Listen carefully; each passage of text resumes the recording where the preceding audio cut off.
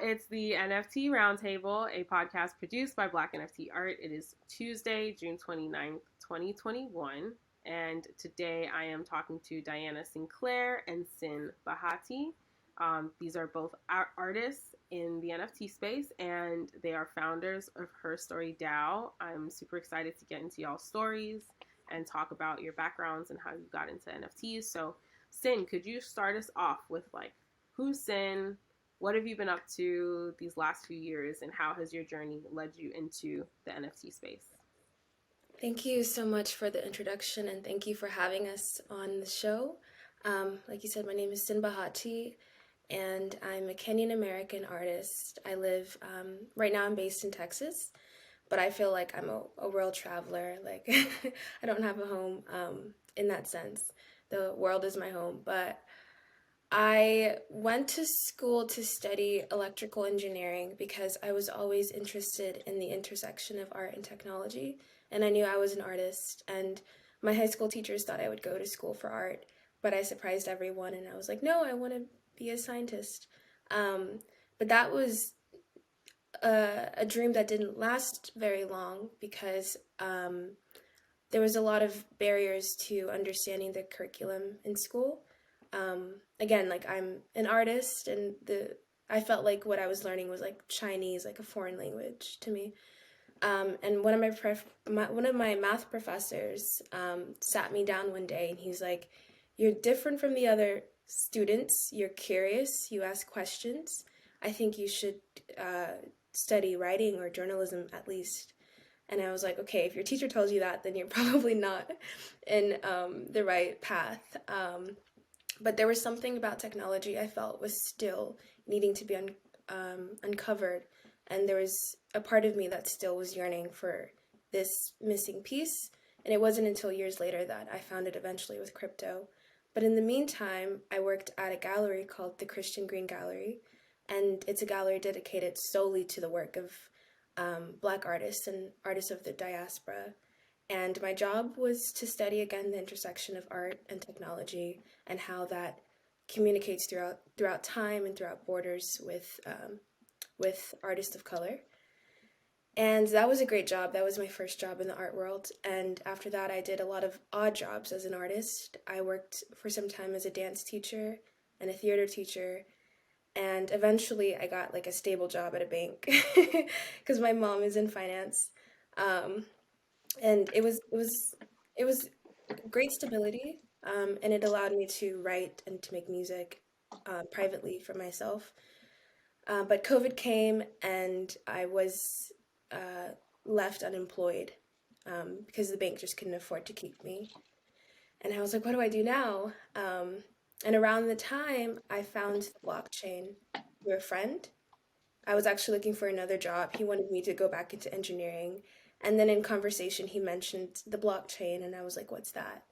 And I was, again, curious and inquisitive, and I dove deep into this space, into crypto, into DeFi. I loved the idea of decentralized finance and of an economy that's built on, human equity and on being able to share things transparently and without having to trust institutions like the bank that I worked for and didn't love, right?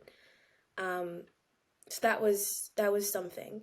And then it wasn't until I started having conversations with like Jacob from Zora and Kayvon from Foundation that I saw that there was so much more to this crypto thing. And I understood that crypto media would be huge. And that quickly became my new obsession, the crypto media, the crypto art side. Um, and I got invited to Zora as one of the first creators from Jacob, or by Jacob. And I minted an audio file of me just speaking for like 30 seconds, and it sold. And it was the first time in my life I'd ever made a significant amount of money from my own art. And that changed a lot for me. At the time I was working at a crypto company, and I had the opportunity to, sorry, this is all going to wrap around to the DAO. It's a long story. It's a long evolution. I was working at a crypto company, and I was working with like musicians who wanted to get into the NFT space, like Mick Jagger from Polydor Records. And I had the opportunity to also work briefly with People Pleaser from Pleaser DAO, and she spoke about how the DAO came together to acquire her piece of work, and that stuck with me. And also this idea in my mind about me wanting to do more NFTs to make more money that way instead of the traditional kind of job I was doing. And one day I was on Twitter because crypto Twitter is lit. All of Twitter, I mean, all of crypto lives on Twitter. And I saw a piece from Latasha, who's a rapper, and I wanted to acquire it. I couldn't afford it. So the memory again of the DAO coming together to get People Pleaser's work flashed across my mind. And I thought, this is what we're going to do. And it was the aim for the first iteration of HerStory DAO was to acquire her story in the form of a poem, but it grew to really house a lot of my ambitions and a lot of my dreams as an artist and as I'd say a spiritual human being that cares about compassion and community and working together. So that's what her story is now. It's a lot larger than what it started, but it's still quite simple in that our values haven't changed. So that's the full wraparound, the full the full story of how we're here in this moment. And through that evolution, I was able to meet you and Diana, and I'm very happy to be here. So, Diana, you are one of the founding members of HerStory DAO as well. What were you like thinking when Cyn reached out saying that she wanted to start this DAO? Like, what can you talk through? Like, what the sequence of events? Um, I think I actually might have reached out to Cyn because it started out on a Twitter thread actually. I'm not sure if Cyn was joking or what, but just kind of like put out a tweet saying that she wanted like a bunch of us to, like, who's gonna go in on this piece with me? And I think more people replied than she originally imagined. And those kind of became our founding members. And I know that Latasha was very excited about the idea. So we all voiced our verbal support for it on like that Twitter thread. And I think Cyn like threw us into a group chat, like, okay, let's seriously do this then. Send ETH here. I'm gonna contact this person to get it set up, and start the process of turning us into a DAO. I think that like in those early conversations, which all went through we all, talked very quickly. I mean, we started, okay, first thing was Latasha, then we jumped around saying that we wanted to collect from Black women, then the dreams kind of grew from, that first day even. We were able to then like get Latasha's piece, and then I think that we were um, sitting in, okay, well, what now? If we could do this, then what more can we do? And questions of how to build our wealth and how to actually make an impact started coming up.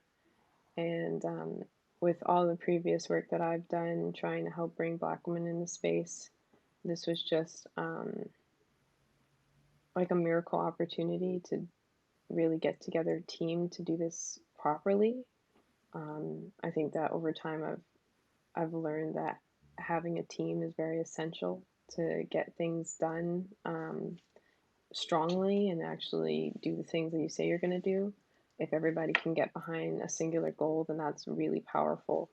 So when this DAO came about and I was just amongst these very smart and creative and just intentional people who had the same goal as I do, it was really wonderful. So I think that our beginnings are a little bit like rough and I'm not sure exactly what the word, but maybe like mystical. Like it was very like, I have a dream, and we actually made it happen, which is pretty cute. And then we were able to then build like more legitimate and physical things. And I know that now because of the impact that we've made, we're having more doors open to us to continue the work further than what we ever could have imagined on that first day on that Twitter thread that Cyn made. That's awesome. I think it's really cool when projects, and we can relate to this at Black NFT Art as well, when it's kind of like you start off with a very kind of, I don't want to say simple, but relatively simple vision. And then things just kind of snowball and get bigger and bigger and bigger, which I know is like very exciting. It's also a little nerve wracking because it's like, oh shit, what did we get ourselves into? Now there's like, the vision is great and it's exciting, but there's so much responsibility there as well. And now it's like, you're in it. You gotta take it all the way. Let's double back a little bit, Diana, and talk about your background and how your journey led you into NFTs. You'd think after speaking about this so many times, I'd have like a cookie cutter answer. Um, well, I guess it's, I'm 17, so my art career has been fairly short. I definitely haven't like lived the life and all. I've had many different jobs at this point, but nothing like what Cyn just drew out there. um, Originally, when I was younger, I thought that I was going to be an athlete and go to the Olympics. I was a very intense, like an intense athlete. I trained all the time. What was your I was a sport? swimmer. I was a swimmer. Nice. With all that Um, hair? I Oh my know god, that sounds. How did you it was. handle that? That was actually one. It sounds a little silly, but it was one of the things that like pushed me over the edge with it. Because it's like I couldn't like my identity and like where I wanted to go was not matching up with swimming, right? And part of that was my hair. There was a Mm-hmm. long period of time. I think actually being an athlete kind of like confused my identity for a long time. I wanted to cut it very short. I was gonna have like a short haircut. The way that I handled it was I like braided my hair and I would wet my hair before practice. So I'd like get it really, but it was like this intense routine that I did just to practice every day. And then during my time there, swimming is a very white sport, right? So even though I was very good, um, I was not connecting with the other people around me. I felt like I was really fighting hard, like against so many different things when like all I wanted to be doing was like focusing on the competition, right? And like I said, it confused my identity for a long time. I thought I actually wanted to be a boy because of it. Like I only got along with the boys, and it just sort of like felt like this was me. But I don't think like that really was me. It was just circumstances during that time was very toxic. Um, but I was very good. I was like some of the best. I was like the top in the state on the East Coast. It kind of like seemed like the natural progression of things that if I had stayed in it and done it in college, that I would have been able to progress to that point of, being in the Olympics or at least making the trials. But I just didn't see myself in the sport. And during my time of like being a swimmer, I was also doing art. I just wasn't like focusing on it that much actually, and this ties pretty directly to NFTs, but I was like part of like a few online communities where we would draw characters and do little role plays. It was very cute, very wholesome. But that was like the way that I was doing my art while I was a swimmer. So it's kind of like these two like different worlds that didn't really meet. Um, so during, I guess I was 13, I got I was good the entire time, but I got to the point where I was able to represent the state against like the Eastern Seaboard. And during my training, my coaches didn't. I'm getting very, very small. Point is, I ended up really busting my shoulder. It got really bad, and I had to have surgery. You can probably still see the scars here from that. So I stopped, and everybody really wanted me to get back into it. I was in physical therapy for a long time, and one day I just kind of told my parents, I said, I'm gonna make it with art. I would rather do that than try to get into college on a scholarship. And at the time, they really were not supportive of that. They were supportive of me being an artist, but not of stopping swimming. They thought that I could do both. So it was a very tense time at home, but I got through it. I then was like able to flourish with my art. I started winning a lot of competitions, nationally, internationally. I was really able to like explore my art and who I was, and I think that now looking back, everybody could see that this is, maybe this happened on purpose because that's, yeah, in art is where I need to be.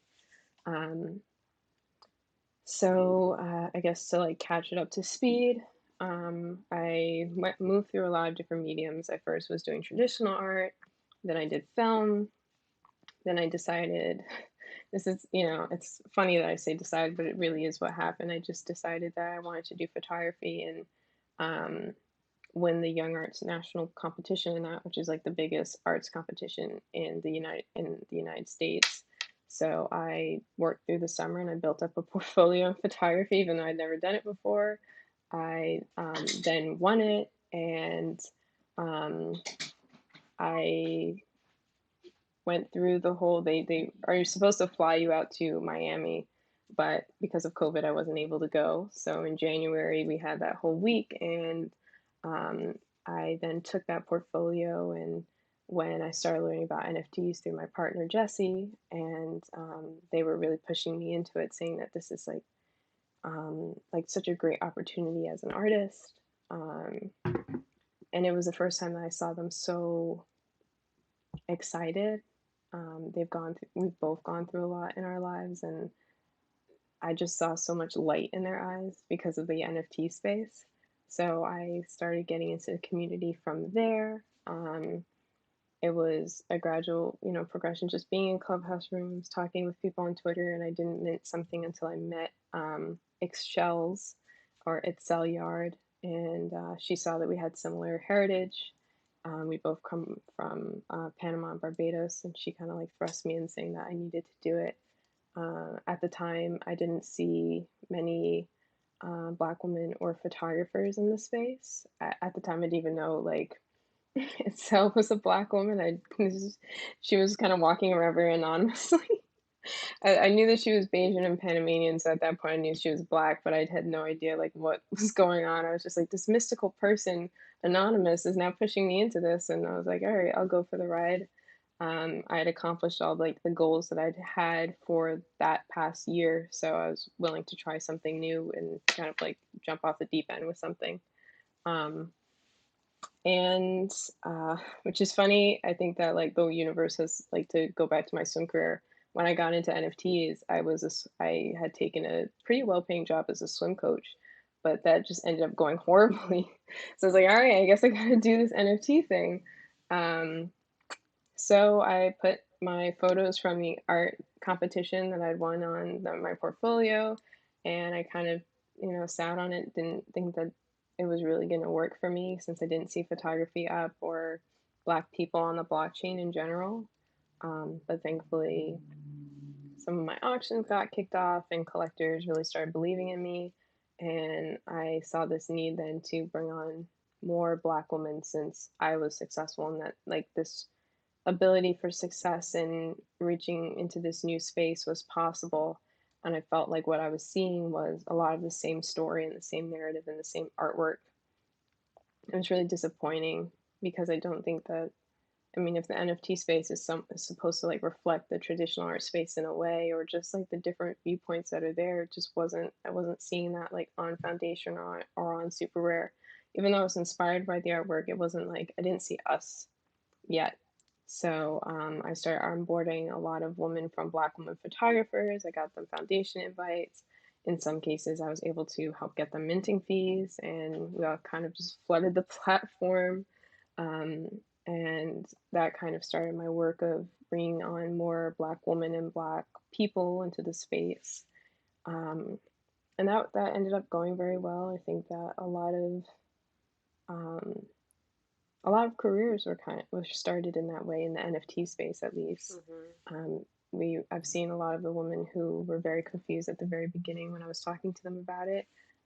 They're now doing some really amazing things after having stuck with it. So through that work, which was just myself, when Cyn started up HerStory DAO, I of course wanted to be a part of it and see what more we could do for Black women and also for ourselves.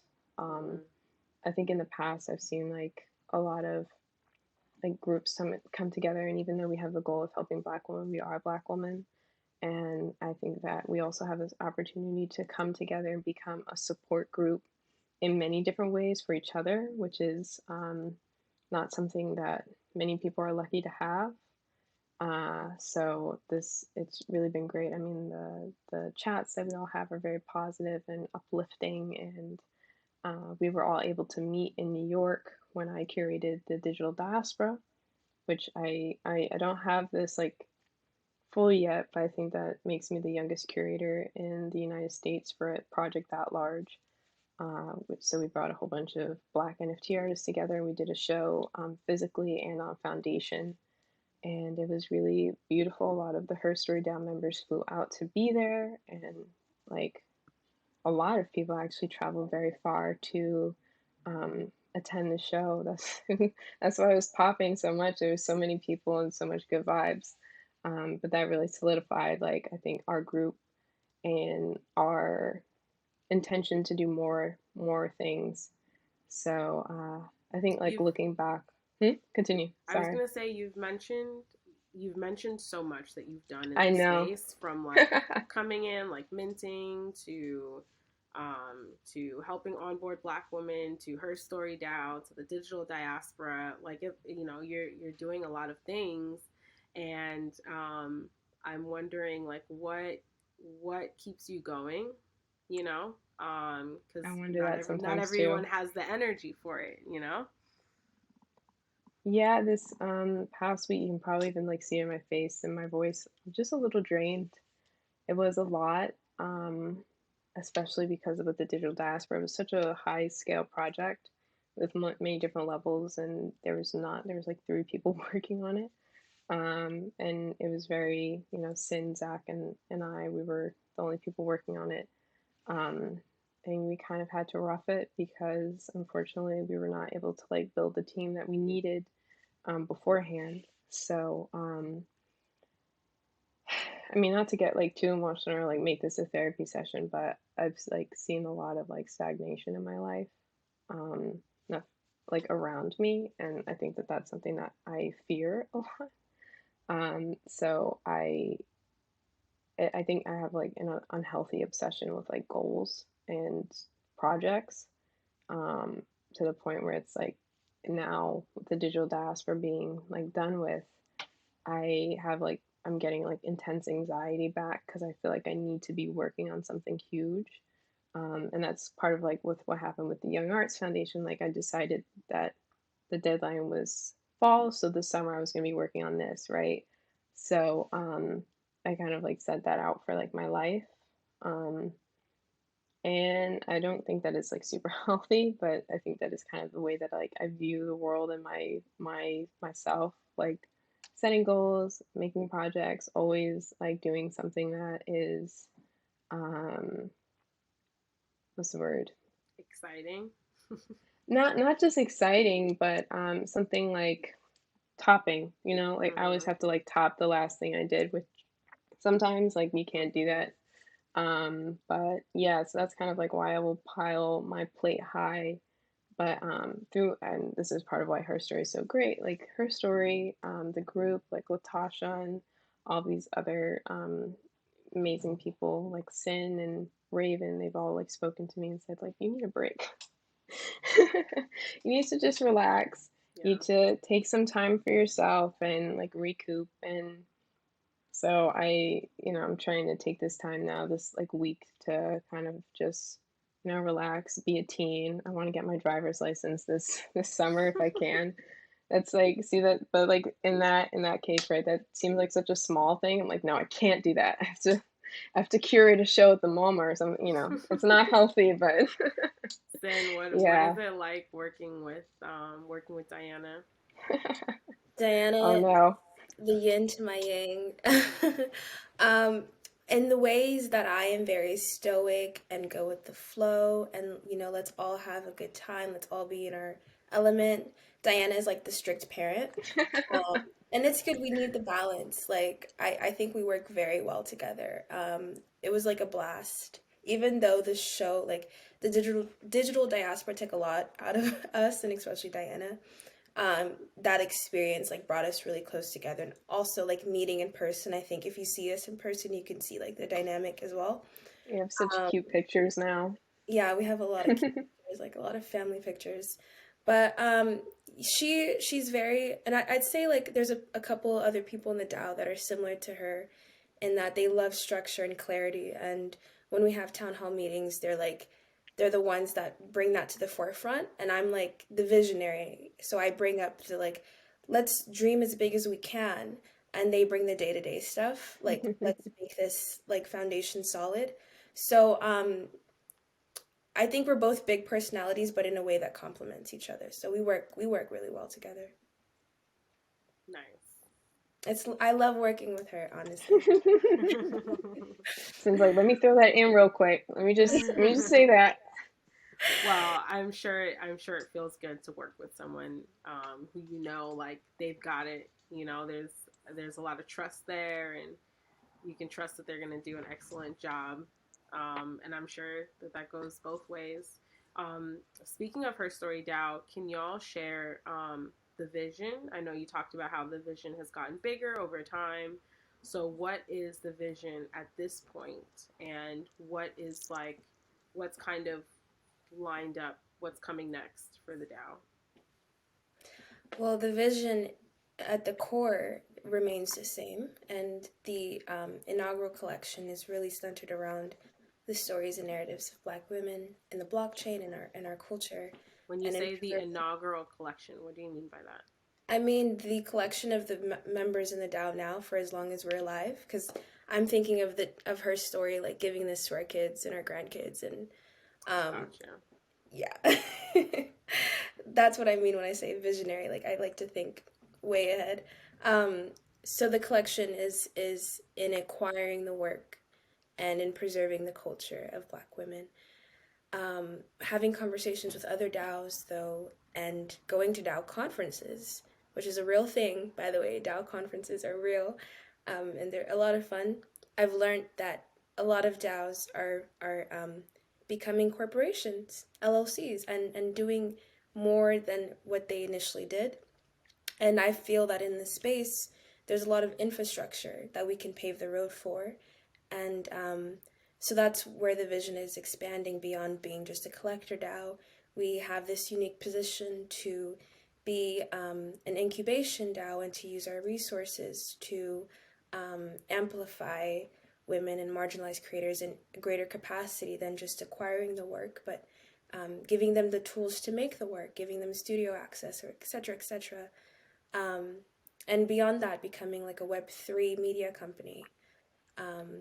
So those are like, I guess, the more technical behind the scenes goals. And maybe Diana can speak to like some of the dreams and what's coming next. But I guess before I give it off to Diana, I will say that the digital diaspora did change the time for us and for everyone who attended the event. They got to see that NFTs event can be hip and trendy and cool. We had DJs, we had live performances, we had art by Black creators, and all of the cool people in New York showed up. Yeah, there were a lot of cool people that I found out about afterwards. I was like, that oh, this person right.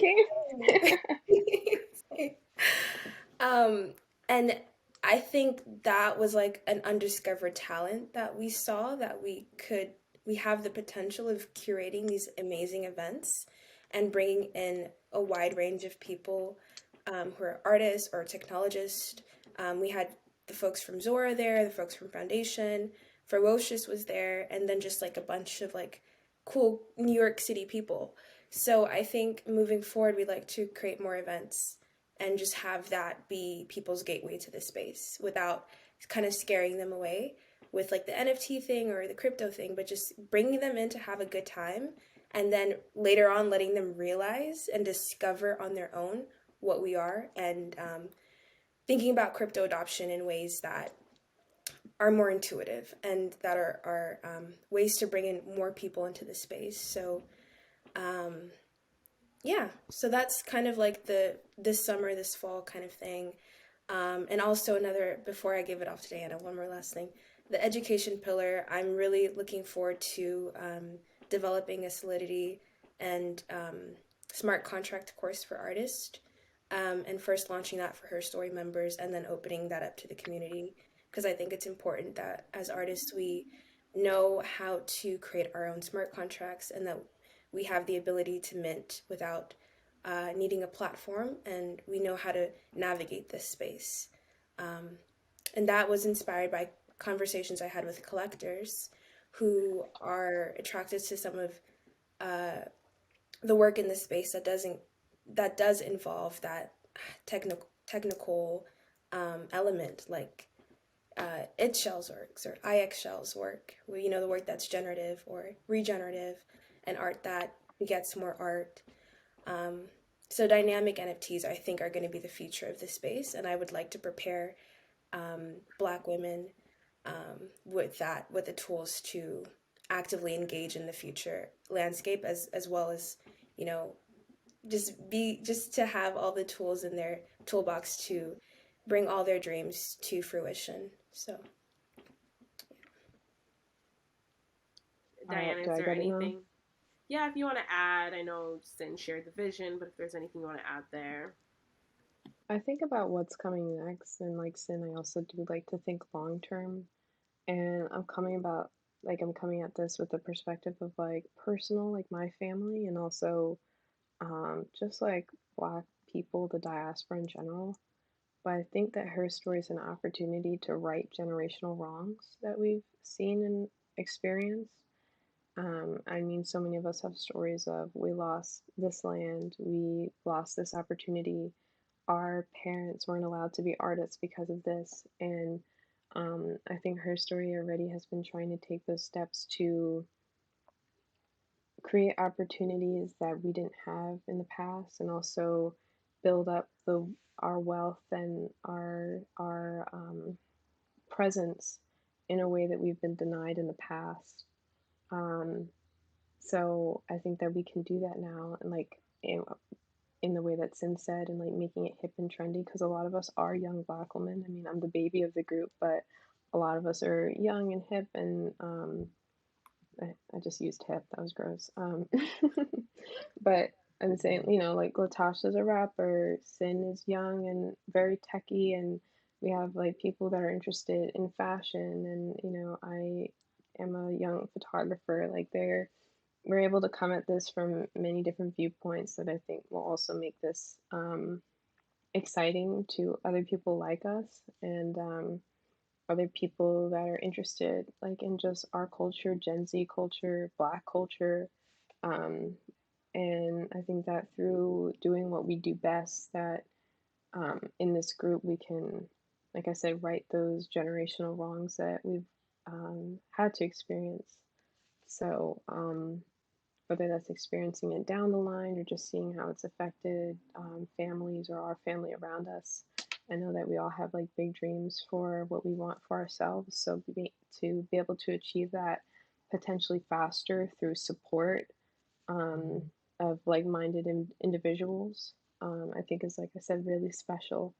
When I was like young and growing up and an athlete, I really never thought that I would meet a group of Black women or just Black people that would get me.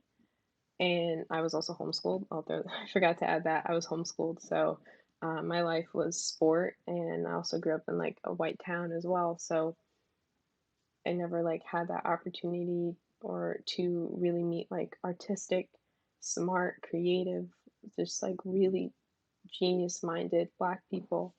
Um, I was like isolated. So to be in this group, especially when we met in person, it was just like I think that all of us, even though that everybody was coming with their own experience, all of us kind of saw our um, world perspective open to like what we can do, especially like with the support coming up. So I do think that like the options are limitless at this point, especially as we're able to build our resources. But I really I think that like most immediate is definitely like putting on more events and making a physical impact as well as like a metaverse impact so that we can tie in all the things that we're good at. Makes a lot of sense. Makes a lot of sense. Yeah, I'm really looking forward to the opportunities for events, in-person events.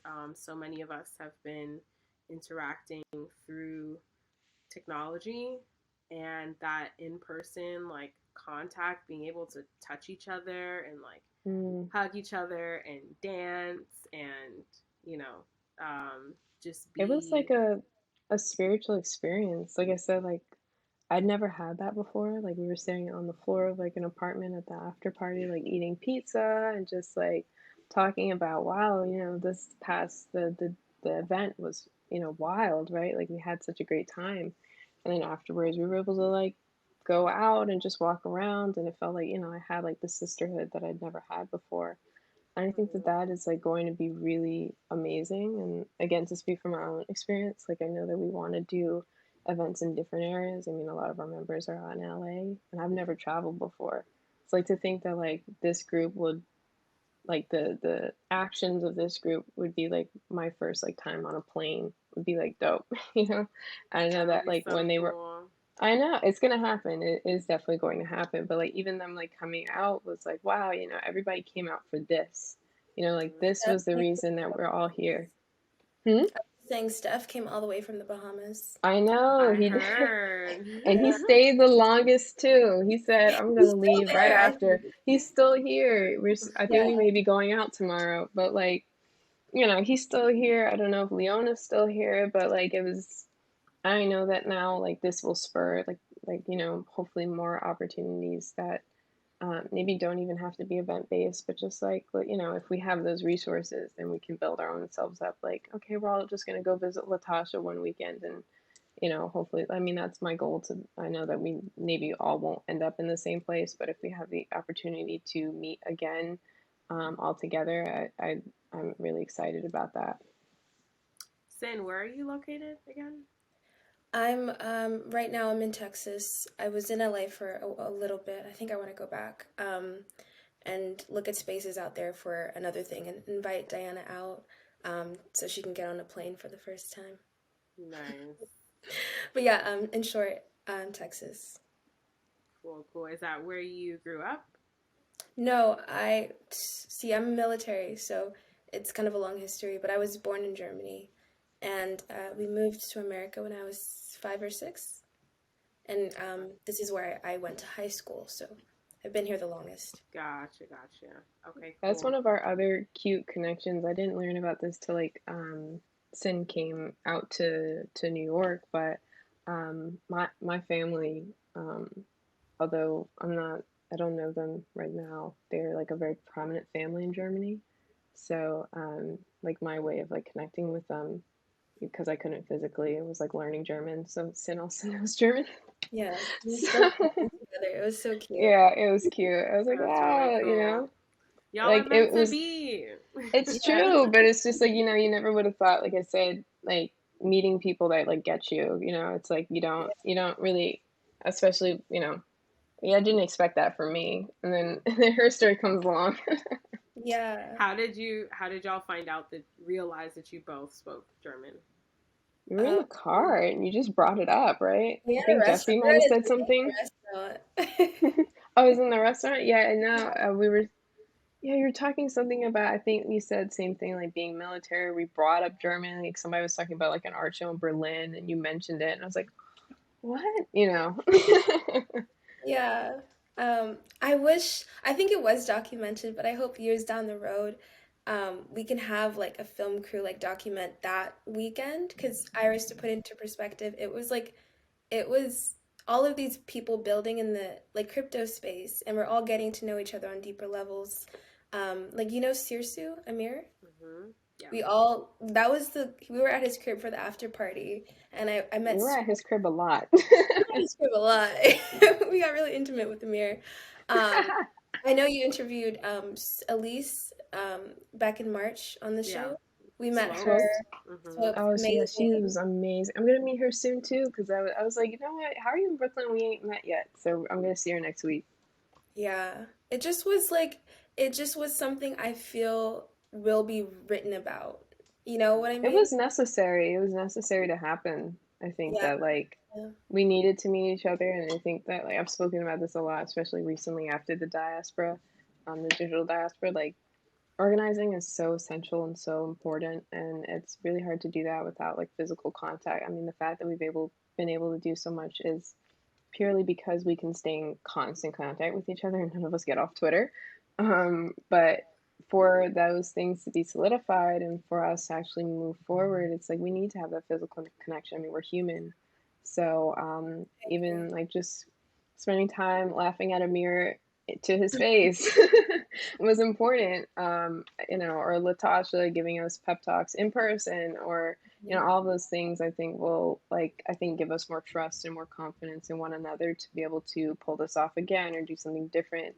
And yeah, it's really wild. It was like I said, it was like a spiritual experience, right?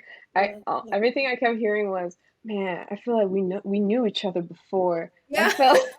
I feel like this is some past life shit, and I was just like, Take a shot for every time you hear that. No. it Yeah. really was said a lot. That's awesome. Your name was brought up too, Iris. I was you familiar with Visionaire V? Mm-hmm. Mm, Yes. Yeah, we were after the party, we were just all talking about ways we can collaborate more and grow more within a community and mobilize. And Mm-hmm. he brought you up, and I'm like, yeah, that's my girl, like of course. But it was just so interesting to have those connections, and how those connections like uh, still are strong across like time and everything. But I think he was mentioning just what were we talking about? we talked Oh, about a lot of things. Dana, I don't know if you feel comfortable sharing this, but I feel like this is a safe space. But Diana and I had really high hopes for the sales Mm-hmm. before the show. Like, Yeah. I don't mean to laugh at it now, but we really thought we'd hit like a million. The And thing it, is, like, it wasn't just hopes though. Like the yeah, projections, like the actual projections, were very different, based off of the data that we had. It definitely wasn't just like, man, we hope. It was the people that we had in the show and also the collectors relations that we'd had beforehand. I just want to like put Yeah. that out. Like we weren't out there hoping, like it was supposed to happen. Mm-hmm. Um, Unfortunately, and I'll let you finish, but unfortunately, I just think that like it was a bit um ahead of its time, if that Mm-hmm. makes sense. definitely, yeah. So this wasn't, we weren't saying this out of blind faith. It was like legitimate. Like people were telling us, like, yeah, you guys are gonna do that, and we'd make history doing that and get even more press doing that. And Mm-hmm. that didn't happen. And then we kind of really quickly, like Diane and I don't take days off, so like we really quickly like we're back to the drawing board. Like, what do we do next? And Mm-hmm. the idea of just community growth came back into the picture, and V suggested that we reach out to you, and that's Mm-hmm. how you were brought up. Mm-hmm. So yeah, and I think it's necessary. I think it's important. I Yeah. don't think Rome was built in a day, and Rome wasn't built by one person or one group. Uh, Yeah. Yeah, I love V. V is like really big on bringing everyone together because he's it's kind of like amazing. he's been able to have touch points with all these different people. Um, but yeah, I would love to collab, and there's actually a project that we're working on that I think could be a great opportunity for us to collaborate. Um, and so I'd love to go more in depth into that with y'all. But basically, um, we are right now, for a lot of the people listening, they don't know about this, so I'll You'll explain cut it. really quickly. Okay. We're like doing like a pilot um, artist development program where we took a bunch of artists and we put them through like cohort based learning where they meet bi-weekly and they do um, various assignments that are meant to challenge them in different ways and help them grow and like build relationships. And so we're testing it out. Um, and um, we wanted to do an exhibit at the end that takes the work that they've done in the program and do like a virtual exhibit. And initially, I was like, okay, we'll build like a custom gallery, custom space, and get sponsors and just have this virtual thing. And then we were talking to one of the sponsors, and they were like, well, we have an office in New York City. We'd be willing to do an event here if you'd be interested. And I was like, I actually hadn't thought of an event. I was like, that might be too much to pull off. So I didn't even consider Yeah, it, don't advise doing that and in a tight. Don't advise doing that tight. and then the art, and then shortly after that, you guys did the digital diaspora, maybe within like a week or two of that conversation that I had with the sponsor, and so the artists in the program were like, we do want to do an event, because I was like, we could do it, but I'm just not really sure. Like, it sounds like a lot of work. And they were like, we really want one.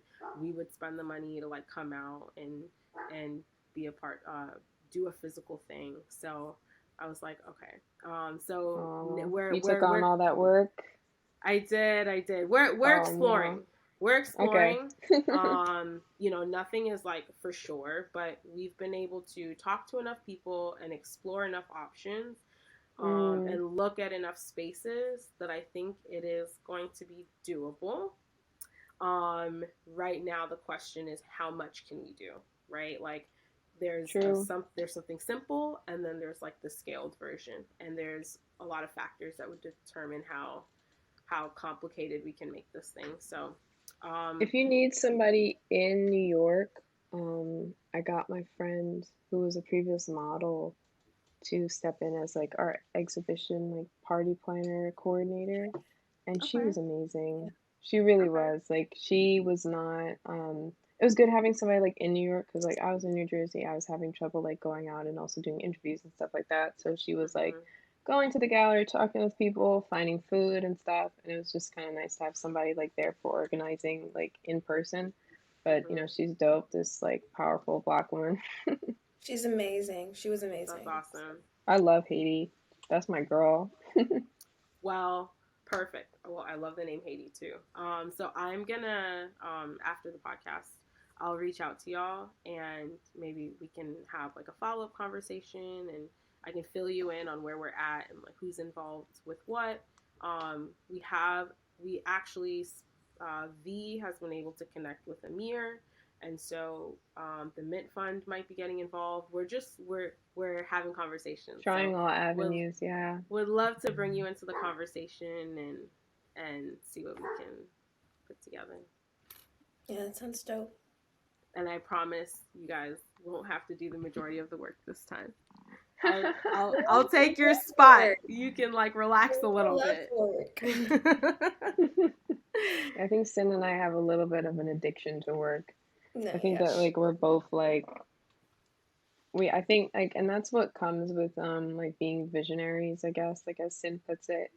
I think that's probably why the group works very well together. Like, everybody has a very clear idea, and I've always had that since I was small as well, a very clear idea of like where they want to be. I think we've seen that like very like clearly with like Latasha, definitely Cyn, Lauren, all these different like great people in the DAO, even like some of our like more allies like Fen and Jesse and like Stefan, who maybe aren't the co-founders but are definitely like very in the DAO. Like, I think that's kind of like when you have an idea of what you're working towards, it makes it like a lot easier to like continually work towards it. Because it's like, okay, I have this goal in sight, even though even if it's massive, but it's kind of hard to not take steps towards that constantly. Or sometimes like you need a break so you can take more steps than you would if you're just continually going. But yeah. I'm telling y'all, I 1,000% relate. Y'all are describing my life perfectly. It's definitely, I haven't decided if it's unhealthy or not yet. It has its like good things and its bad things. Like, I think that the way that I've identified it, and like how I've like need to identify it through therapy as well. It's like if I can't relax, then there's an issue. If I'm sitting Right. there like tapping my feet and Right. like thinking like what it's like I have like you have to be okay realizing that like a after rest period is going to be like another like high period. You don't have to stay there because you're worried that your life is going to collapse. So yeah, I don't know. Like if you can relax, then you're probably okay. Yeah. I think I think I think for me, and let me know if this like resonates with you. I think, people always ask like, how do you do it? Like, how do you do all this stuff? I don't understand because I'm trying to do two things and it's, I'm struggling. So how are you doing these like 10 different things? And I feel like a lot of it has to do with, like you said, having a vision and having a very clear purpose. Like I feel like I'm a very purpose driven person and I wake up every day with a sense of purpose and Mm, a strong sense of like what I'm working towards, and I know that the thing is so big that I have to be always working, right? Like of course breaks mhm. are important. But I know that in order to get to the big vision, there's a lot of work to do. And so I think some of that anxiety that you're describing is because we know in our minds, like we can see like the long list of stuff that needs to be done. Exactly. Yeah. And Especially when that isn't like I need to do this, right? It's like I need to get to this place to get to this place, right? So like right. even if it's for me, like when I got that Teen Vogue article, it was something I wanted for a long time, right? But I was always thinking about it, but I never like well not that I never, but oftentimes leading up to it, I didn't have the exact avenue to get there. So I'd just always be thinking about it. Like I have to get bigger so I can get in Teen Vogue because I want this because I know Teen Vogue is gonna get me up here and then da, da, da. So it's like this Yeah. like constant climb that you feel like you need to be on. So yeah, definitely resonates. I don't know. Cin's getting quiet thinking about her goals. I know you're sitting there Yeah. thinking like, damn, I shouldn't be on this right now. I need to be working. I actually do have to go, and I have an event that I have to head out to. But I wanted to ask y'all before we wrap up. Final question: what are y'all the most excited about when it comes to NFTs? Wow, NFTs. That's broad. Do you want to go first, Anna? No, but I'll try. I think that like Cin said that that's pretty broad. I think I'm excited about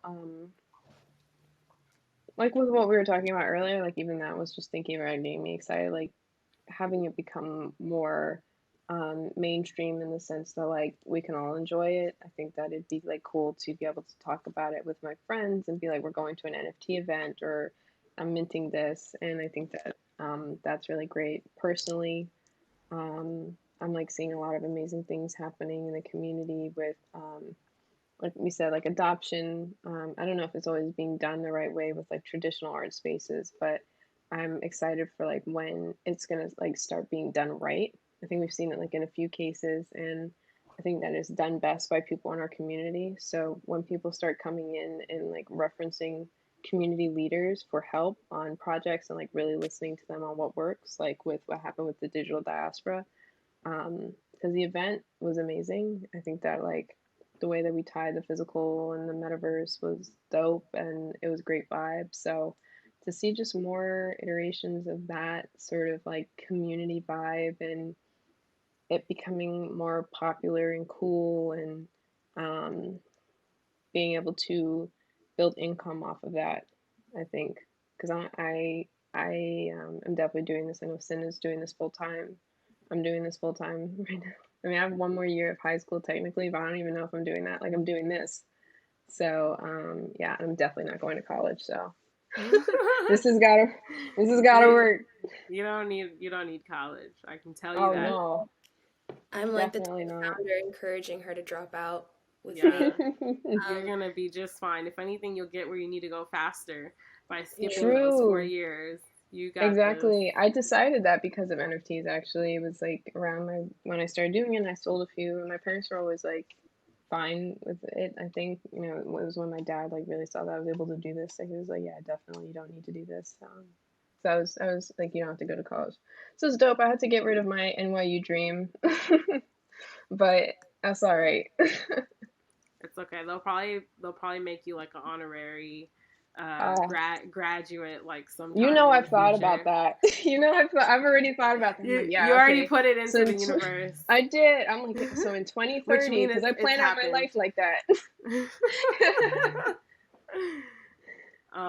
Well, thank you so much, both of you, for joining me today. Happy we got to have this conversation. And thank you, everybody, for listening. You can tune in regularly to the NFT Roundtable, and you can learn more about the podcast at blacknftart.co /NFT roundtable podcast. And you can follow us on Instagram at NFT Roundtable. One word. And thank you again, Cyn and Diana. Thank you. Thank you.